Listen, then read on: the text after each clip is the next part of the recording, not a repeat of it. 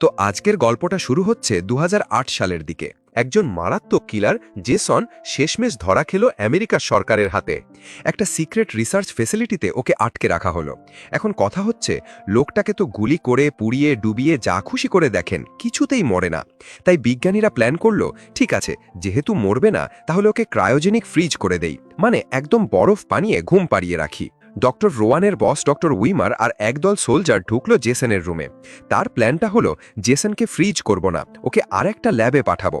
জেসনের শরীরে এমন কি আছে যে সে এত সহজে সুস্থ হয়ে যায়? সেখানে ওর এই রিজেনারেটিভ পাওয়ার নিয়ে গবেষণা চলবে। ডক্টর রোয়ান মানা করলেন, বললেন জেসন যদি বাঁচে ও আবার মানুষ মারবে। তার কথায় কেউ কান দিল না। বসেরা তো সবসময় নিজেদের বুদ্ধিকেই সেরা মনে করে, তাই না? সোলজাররা যখন জেসনের কাছে গিয়ে টাওয়েল সরানো শুরু করলো, দেখল চেনে বাঁধা অবস্থায় গার্ডের শরীর, আর জেসন গায়েব। হঠাৎ কোত্থেকে যেন জেসন বেরিয়ে এলো, ব্যাস শুরু হয়ে গেল তার কিলিং। সোলজাররা বন্দুক দিয়ে গুলি করছে, কিন্তু কোনো কাজ হচ্ছে না। জেসন একটা চেন দিয়ে লোকদের মারছে, হাতের কাছে যা পাচ্ছে তাই ছুঁড়ে মারছে। ডক্টর উইমার পালানোর চেষ্টা করলো।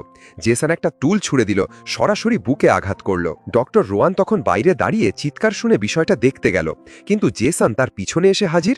রোয়ান দেরি না করে একটা বন্দুক নিল, দৌড়ে ঢুকলো ক্রায়ো ল্যাবে। সেখানে সে জেসনকে গুলি করে ধাক্কা দিয়ে সেই ফ্রিজিং ক্যাপসুলে ঢুকিয়ে দিল।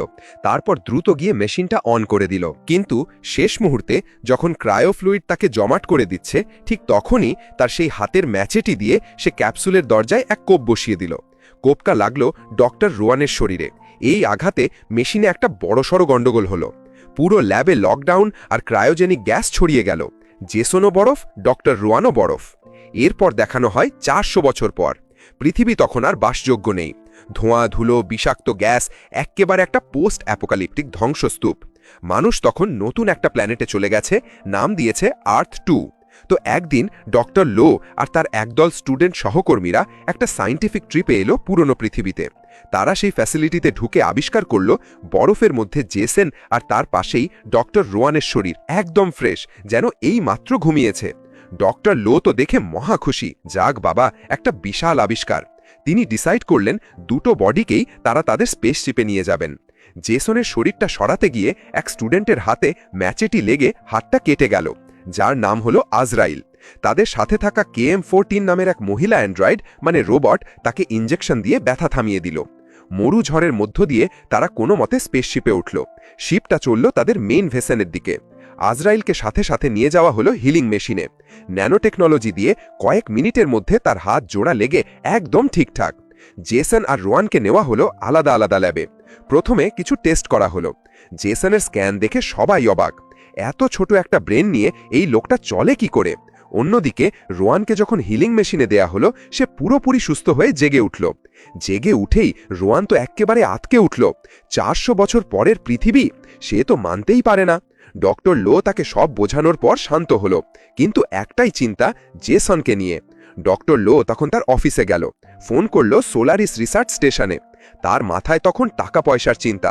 সে ভাবল ৪০০ বছরের পুরনো একটা মানুষকে ফিরিয়ে আনা এখনকার যুগে কোনো ব্যাপারই না, তাই রোয়ানকে নিয়ে তার বিশেষ আগ্রহ নেই। কিন্তু জেসন, এই লোকটা তো ফিউচারেও একটা ইনফেমাস লেজেন্ড, তাকে সবাই চেনে। প্রফেসর লো তাই জেসনকে একটা আকর্ষণ হিসেবে বিক্রি করার অফার পেল। এইদিকে ল্যাবের ভেতরে চলছে অন্য গল্প। অ্যাড্রিয়ান নামের এক স্টুডেন্ট জেসনের মাস্কটা সরিয়ে দেখল কি বিভৎস চেহারা। সে দ্রুত মাস্কটা আবার পরিয়ে দিল। তারপর তার ব্রেনের স্যাম্পল নিয়ে গবেষণা শুরু করল। কিন্তু হঠাৎ বরফ গলা জেসনের শরীরটা লড়ে উঠে। জেসন পুরোপুরি জেগে উঠল। অ্যাড্রিয়ান ঘুরে দেখল টেবিলের ওপর জেসন নেই। সাথে সাথেই জেসন তার পিছনে হাজির। সে অ্যাড্রিয়ানকে ধরে ছুঁড়ে মারল কাঁচের ওপর। তারপর তাকে টেনে নিয়ে গেল। অ্যাড্রিয়ান চিৎকার করে সবার সাহায্য চাইল, কিন্তু কেউ শুনছে না। জেসন তাকে টেনে নিয়ে গেল লিকুইড নাইট্রোজেনের কাছে। তারপর জেসন তার মাথাটা সেই নাইট্রোজেনে ডুবিয়ে দিল। মুহূর্তেই মাথাটা বরফ হয়ে গেল। তারপর সে ঠাস করে মাথাটা ভাঙল একটা কাউন্টারের সাথে। মাথাটা টুকরো টুকরো হয়ে গেল। প্রথম শিকার শেষ। জেসন এবার একটা সার্জিক্যাল ম্যাচেটি হাতে নিয়ে তার পরের শিকারের খোঁজে বেরিয়ে পড়ল। আরেক রুমে সানারন নামের এক স্টুডেন্ট তার অ্যান্ড্রয়েড KM এর বডিতে কিছু মডিফিকেশন করার চেষ্টা করছে। সে চাইছে KM যেন আরও মানবিক হয়। প্রফেসর লো তখন রোয়ানের জন্য খাবার নিয়ে আসে।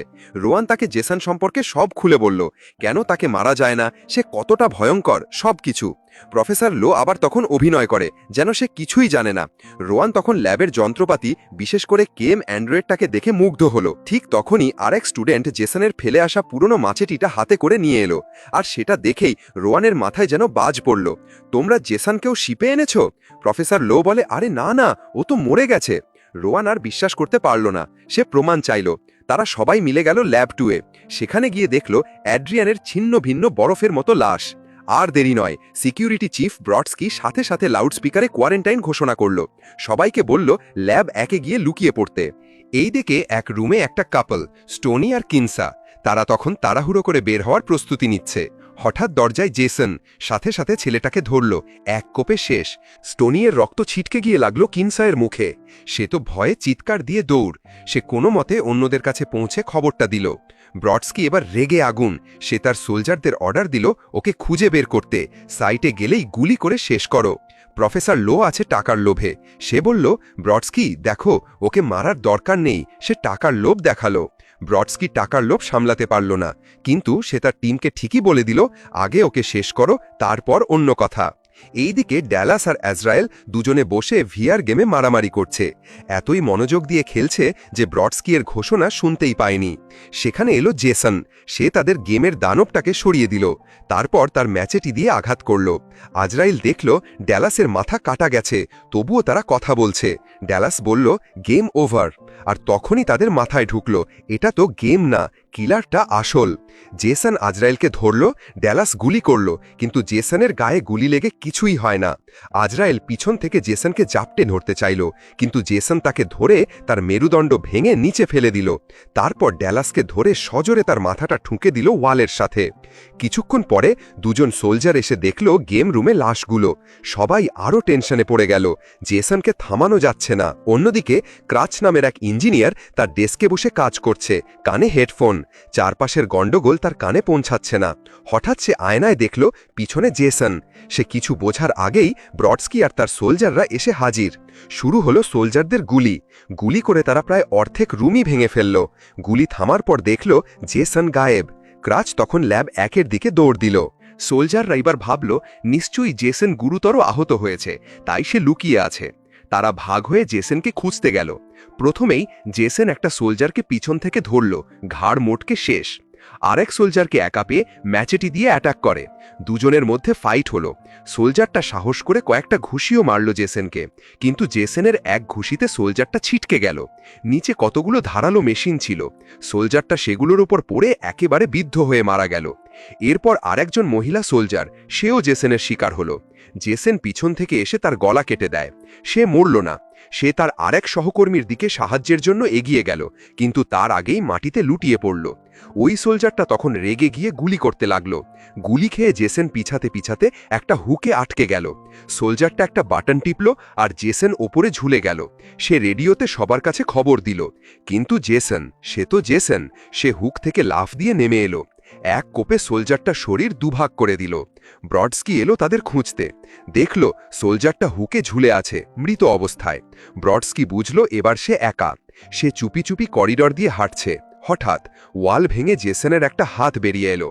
ব্রডস্কিকে ধরল, তারপর একটা ধারালো কিছু ঢুকিয়ে দিল তার শরীরে। ল্যাব 1-এ সবাই দেখল তাদের আর কোনো সুরক্ষা নেই। প্রফেসর লো তখন পাইলটকে ফোন করে বলল, হাইপারস্পেস ব্যবহার করে দ্রুত সোলারিস পোর্টে পৌঁছাও। কিন্তু জেসন তখনও শিপের ভেতরে। সে পাইলটের পিছনে গিয়ে তাকে মেরে ফেলল।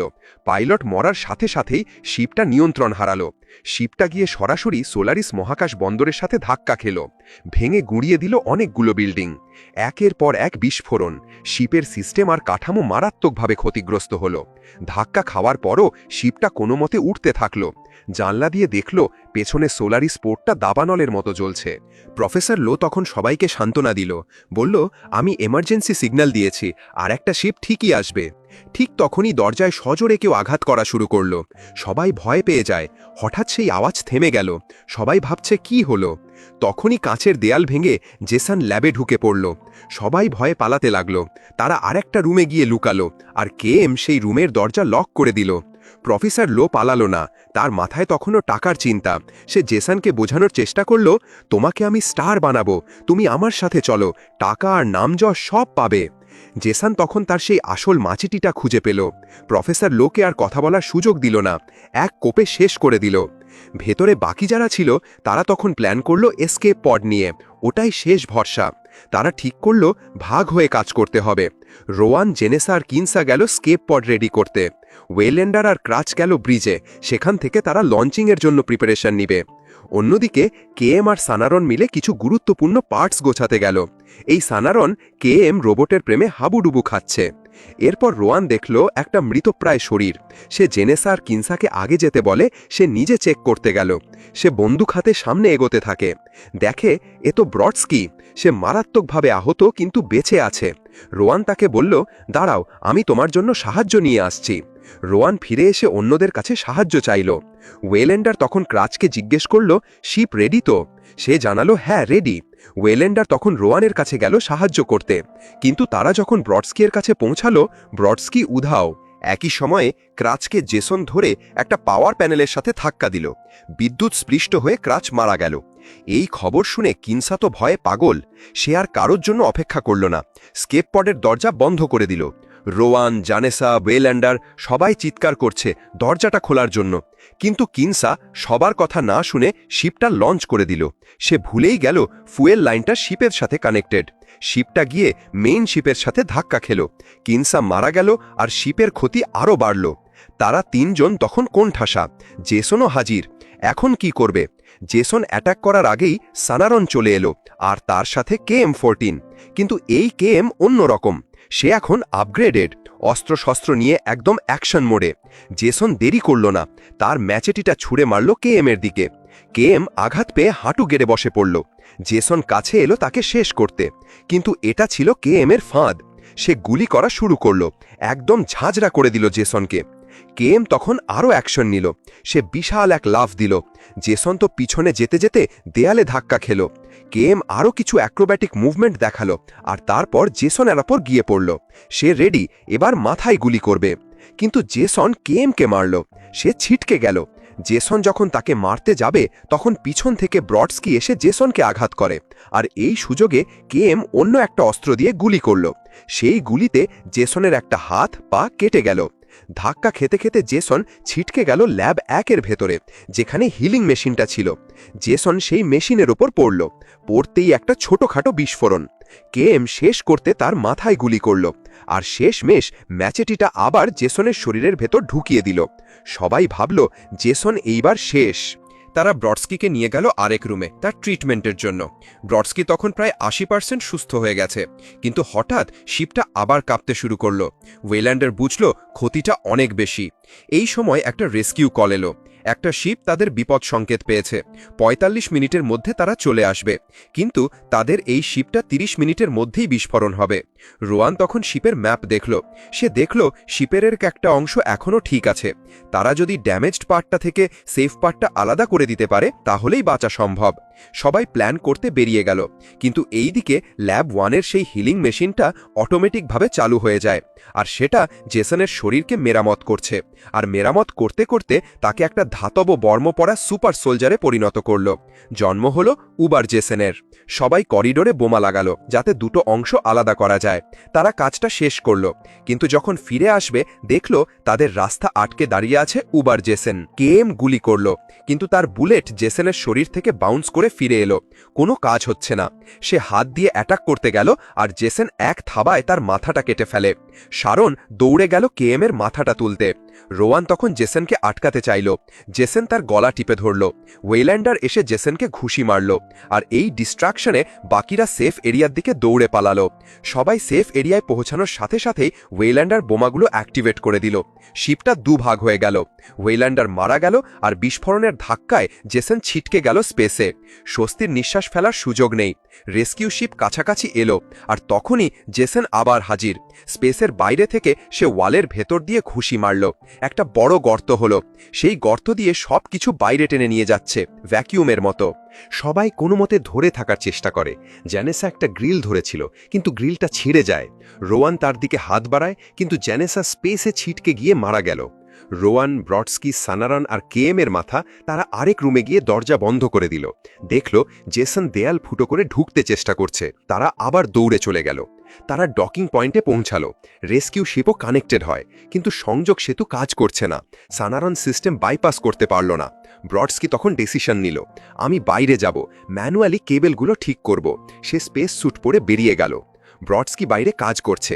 সানারন আর রোয়ান শুনছে জেসন দরজা ভেঙে আসছে। সানারন তখন কেএম এর মাথাটা কম্পিউটারের সাথে কানেক্ট করে দিল আর শুরু করে দিল একটা ভার্চুয়াল রিয়ালিটি সিমুলেশন।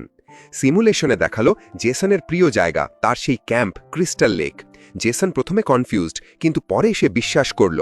তখন সানারন আরও একটু মশলা দিল। দুটো মেয়ে, তারা জেসনকে মদ, ড্রাগস অফার করছে। জেসন একজনকে ধরল, আরেকজনকে মারল সেই ব্যাগটা দিয়েই। ঠিক তখনই ব্রডস্কি বাইরে থেকে সিস্টেম রিস্টার্ট করে দিল। সংযোগ সেতুটা খুলে গেল, কিন্তু কেবল ম্যানিপুলেট করার কারণে একটা বিস্ফোরণ হলো আর সিমুলেশন বন্ধ। জেসন আসছে। রোয়ান আর সানারন দৌড়ে রেস্কিউ শিপে উঠে পড়ে, কিন্তু সানারন দেখল কেএম এর মাথাটা ফেলে এসেছে। রোয়ান আবার ফিরে গেল, মাথাটা হাতে নিয়ে দৌড়। জেসন যখন তাদের ধরতে আসছে, ব্রডস্কি তখন এসে সেতুটা বন্ধ করে দেয়। রেস্কিউ শিপ টেক অফ করল। ব্রডস্কি তখন জেসনের সাথে ফাইট করে। শিপটার বিস্ফোরণ হয়। সেই শক ওয়েভে জেসন ছিটকে গেল রেস্কিউ শিপের দিকে, কিন্তু ব্রডস্কি একদম শেষ মুহূর্তে জেসনকে ধাক্কা দিয়ে দূরে সরিয়ে দিল। তারপর জেসনকে ঢাল হিসেবে ব্যবহার করে দুজনেই পৃথিবীর অ্যাটমসফিয়ারে গিয়ে পড়ল, পুড়ে ছাই হয়ে গেল। রোয়ান, সানারান আর KM-14 মাথা, তারা সবাই স্বস্তির নিঃশ্বাস নিল। যাক, অবশেষে সব শেষ। কিন্তু আর্থ 2-এ একটা কাপল লেকের পাশে বসে আছে। তারা দেখল একটা শুটিং স্টার লেকের দিকে পড়ছে। তারা ভাবল, কি সুন্দর, চলো গিয়ে দেখি। আর সেই তারাটা আসলে ছিল জেসনের সেই পোড়া মাথার মাস্কটা। হয়তো জেসন এখনও বেঁচে আছে। তো এখানেই এই সিনেমাটা শেষ হয়ে যায়।